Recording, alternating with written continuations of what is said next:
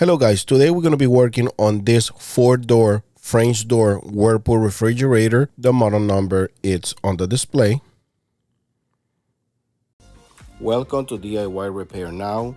Read all the warnings, and during this video you will see one or more of these icons to help you do this repair safe. The first thing we need to do is disconnect the refrigerator to avoid electric shock. The complaint that we have with this refrigerator is that the freezer door is stuck and it cannot open, and this is due to a lot of frost on the bottom of the freezer. The reason why it's a lot of ice on the bottom of the freezer is because the drain line is not working properly. This means that the refrigerator needs to defrost like every 8 or every 12 hours, and all the build-up ice will be defrosted, and it's supposed to go to a drain pan in the bottom back of the refrigerator.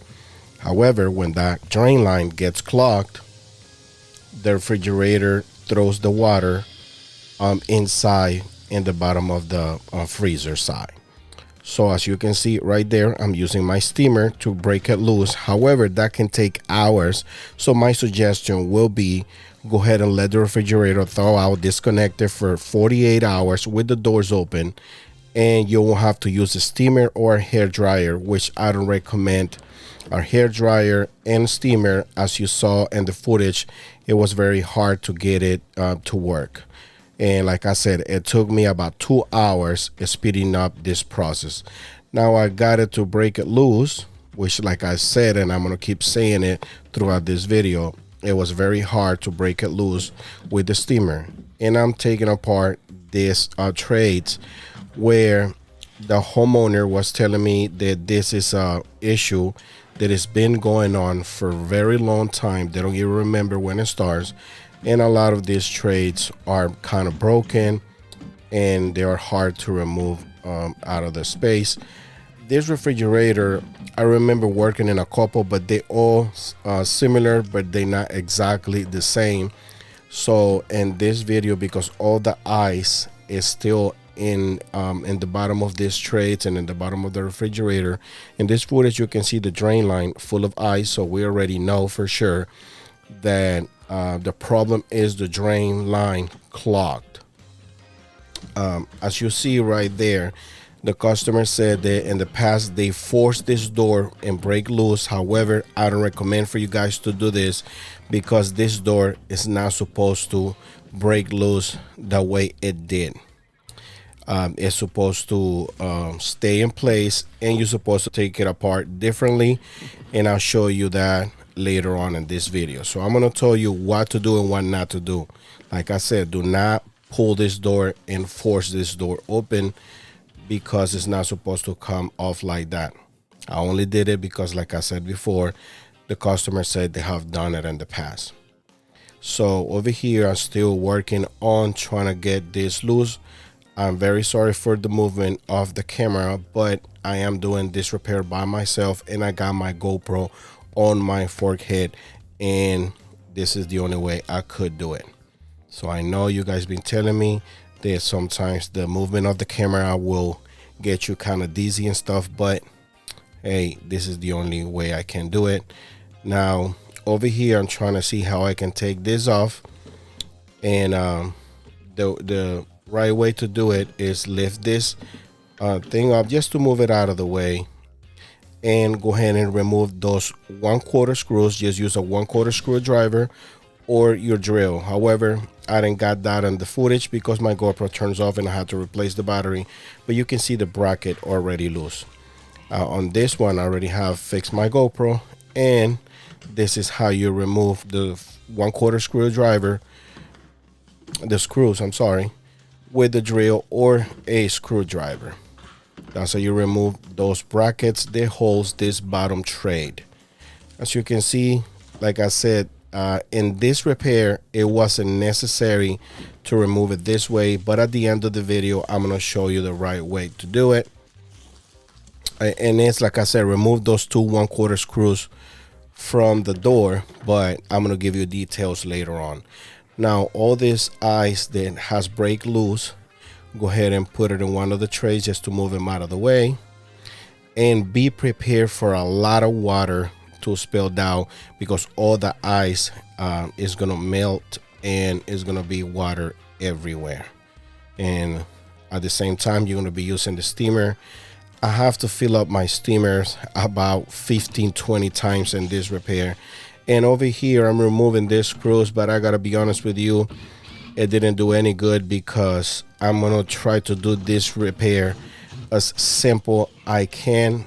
You can remove all these brackets, but the way I did it, it wasn't necessary. It was, like I said, this is the first time that I do work on a refrigerator that has so many trays and the freezer. So as you see, I have to go kind of sideways to be able to break the back loose. Since I didn't need to remove those screws the way I'm going to do this repair, the only way you remove those brackets is if you move the back panel. And to move the back panel, you will have to break this little sensor loose and remove the 4 screws and the back. Let me put these screws back in place, since I wasn't supposed to remove them. And this is the 2 screws you're going to have to remove if you want to remove the back panel. And these other 2 screws that will come off. I'm going to show you a clip from another repair. This is how you remove this vent, which is the one in the middle. It has 3 clips. You go on one side, just put a screwdriver and a clip in the middle with the finger, just lift up and it will come. Look, like I said, this clip is from another repair, and that's how you put a flathead screwdriver. You will release the tab. Then you will be able to access to the coils and remove everything. Some people use these putty knives and stuff, but like I said, I recommend not to do. If you do this repair yourself, just let the refrigerator defrost on its own 48 hours with the doors open. As you can see, that is the hole for the drain line, and it's completely blocked with ice. Now, since this brackets wasn't supposed to remove, the only thing you have to do is remove those 1/4 screws, like I said before. And I'm going to keep saying it because I don't want you to do this repair more complicated than what already is.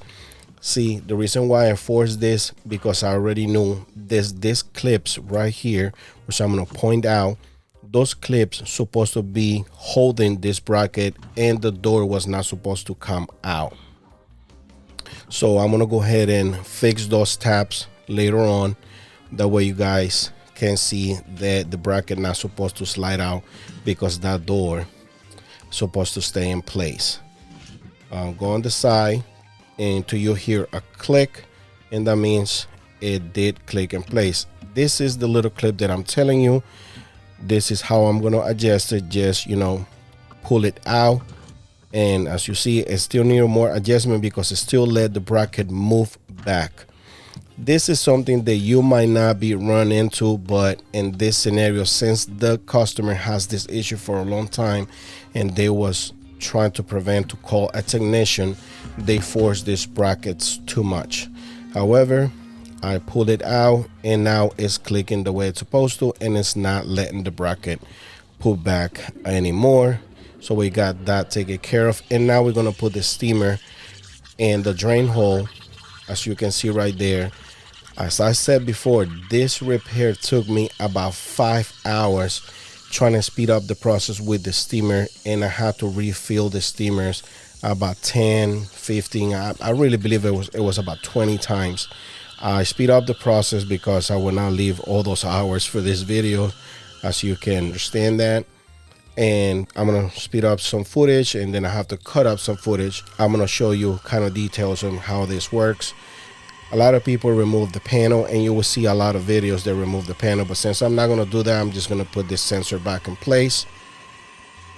And try to watch this video a couple times if it's necessary, but trust me, this is the simple way to do it. If you let it thaw out, what you're gonna do is you're gonna use a turkey base instead of this steamer. If you use a turkey base, you can just boil some water on a pan or just grab some hot water from the sink. My suggestion would be put boiling water in this hole with a turkey base, which I'm going to show you later on in this video how to do that as well.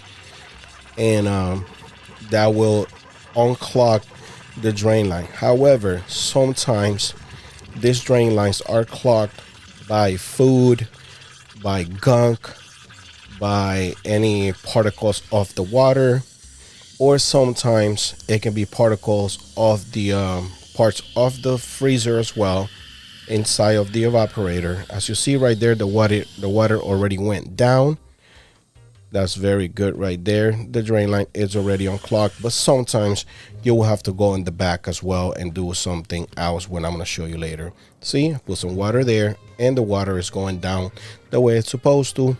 But as I said before, you're probably going to have to go in the back of the refrigerator to do something else. Now you can see the clips right here. They are working properly. And this is one of the most difficult things to put this rack.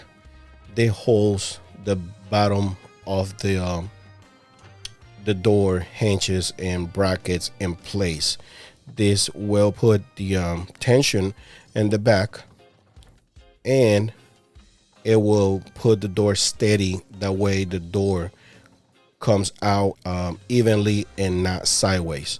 If this bar is not in place, when you open the refrigerator, one of the sides will be more out than the other and the door might not close right. So this bracket is very important. Now just follow the video, because as you see, it was a little difficult to put it and get it in place. Once you put it in place, it might not still be even, but if you push it back, and the back will adjust itself.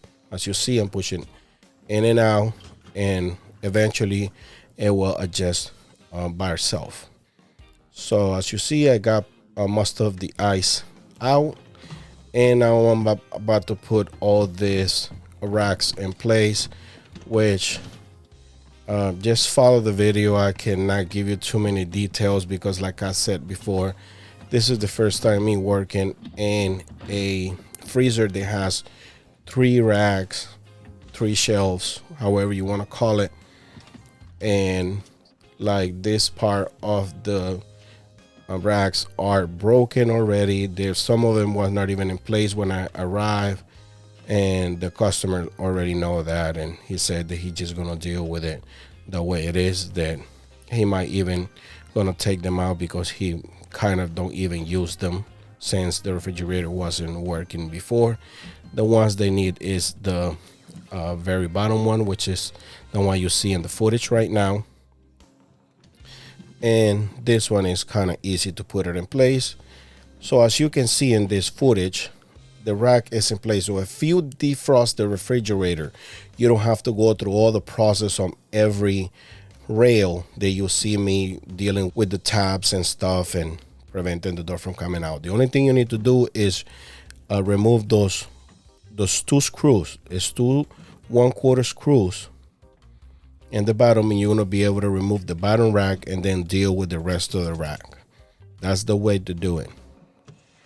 Now I'm putting the 1/4 screws with my drill, and as you see, I still having issues with these racks because this is a problem that started a long time ago, and these pieces are not tapping in place the way it's supposed to. Later on, you can put a screw on it or put super glue or something like that.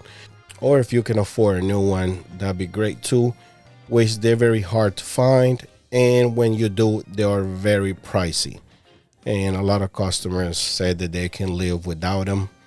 But in this case, I'm putting them in place for the convenience to show you guys in how to deal with this scenario. So as you see, they just clap in place, and once you're removing, just try to record the whole process or take pictures of the repair. See, here's the other one, and those pieces are still coming out. It was very aggravating. This was a very long video. I have to replace the battery of my camera like 2 or 3 times, and it took me about almost 5 hours dealing with defrosting everything. I end up leaving basically at nighttime. So I really appreciate if you give me a like and subscribe to the channel. Let me put this bracket in place. This is just part of the bottom bracket, and that way you can put some things right by the door. Another thing that I found is that it was kind of leaking around the water supply, but it was no big deal. Then you can remove the back panel. It could be cardboard or metal, like in this footage. This footage is from another repair. And go ahead and remove this piece.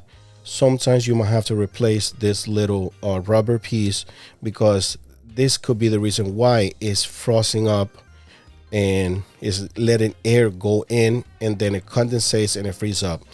Now we almost done. Plug the refrigerator in, and then go ahead and deal with setting up the temperature. Very simple. The display tells you what to do. Just hold it will say hold certain buttons, the light button for a certain amount of time, and then you can adjust temperature. If you own this refrigerator for a long time, you might already know how to do that. But at this point, we're pretty much done, and we back in business. Everything is working, and that's it for this video, guys. Also, the customer said that he will clean the refrigerator, so that is it. All right, guys, if this video helped you in any way, you can show us appreciation by giving us a tip using the following options that you see on the screen. If you cannot provide with a tip, is another way to support this channel by just dropping off a comment in the comment section down below. Subscribe to our channel, give us a thumbs up, and turn on the bell to receive notifications. Thanks for watching.